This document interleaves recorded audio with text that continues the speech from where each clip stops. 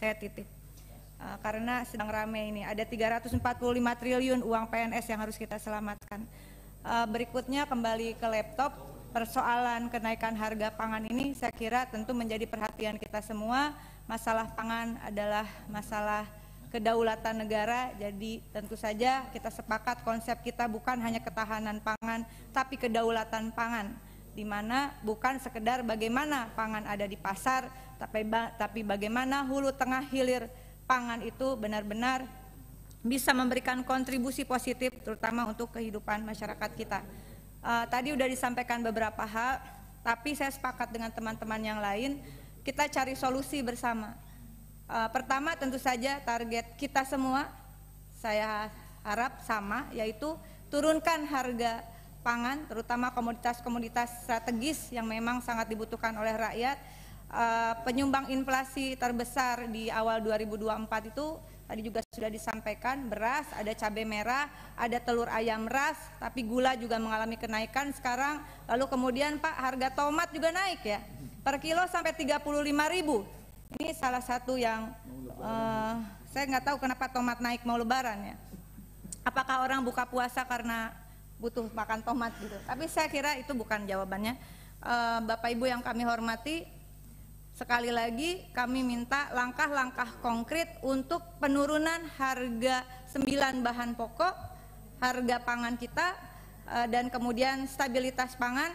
Kami mengapresiasi langkah Menteri Perdagangan yang pernah ada metode untuk mengendalikan harga minyak goreng, Pak. Mudah-mudahan ini bisa dilakukan untuk komoditas yang lain. Namun demikian, dalam rapat berikutnya tentu baiklah kita buka kepada publik mana yang menjadi wewenang Kementerian Perdagangan di sektor pangan, mana yang bukan. Saat ini ada Badan Pangan Nasional, ya, termasuk urusan importnya tidak di Menteri Perdagangan, beberapa komoditas penting ya. Oleh karena itu mungkin ke depan Pak, di awal rapat disampaikan mana yang menjadi wewenang Kementerian Perdagangan dan mana yang bukan.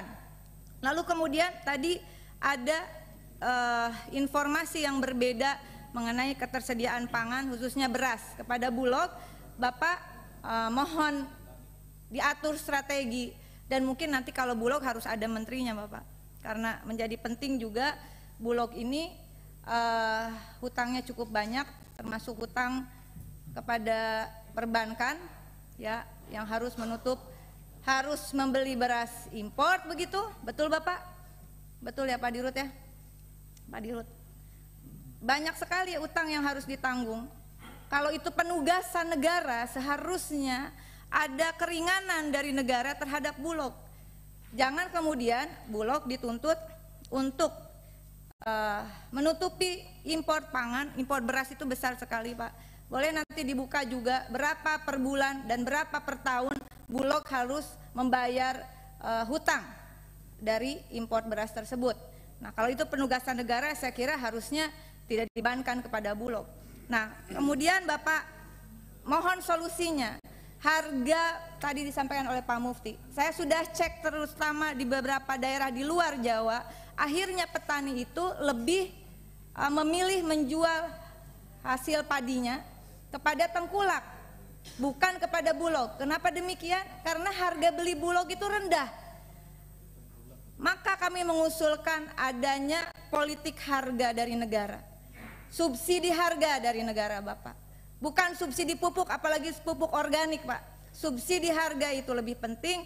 Kami tidak hanya menginginkan, juga ini pernah dibahas rasanya oleh Menteri Perdagangan, menentukan bukan hanya harga eceran terendah, tapi juga harga eceran tertinggi. Ini juga harus ditetapkan sehingga tidak terjadi fluktuasi harga yang mempengaruhi bukan hanya daya jual petani, tetapi juga daya pasar. Nah, Bapak Ibu yang kami hormati, sekali lagi saya mengusulkan ini juga untuk tadi pangan.id, apa namanya, RNI ID Food.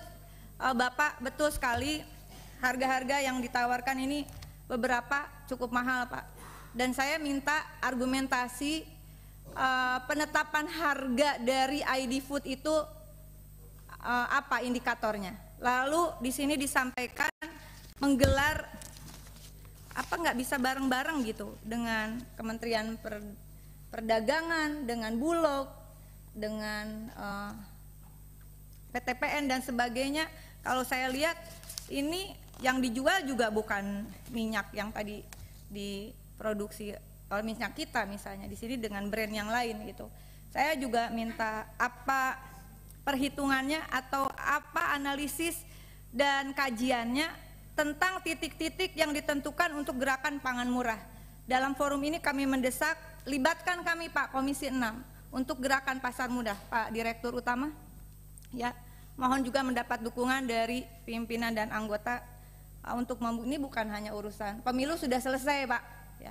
Tetapi kami masih punya tanggung jawab moral bahwa kami masih menjabat sampai akhir periode ini, sehingga jangan jalan sendiri Pak. Dan kenapa ini titik-titiknya, lokasinya, provinsinya Bapak tentukan sendiri, apa pertimbangannya begitu. Yang terakhir pimpinan, mengenai data inflasi, koreksi jika saya salah Pak. Data pangan kita, data pertanian kita yang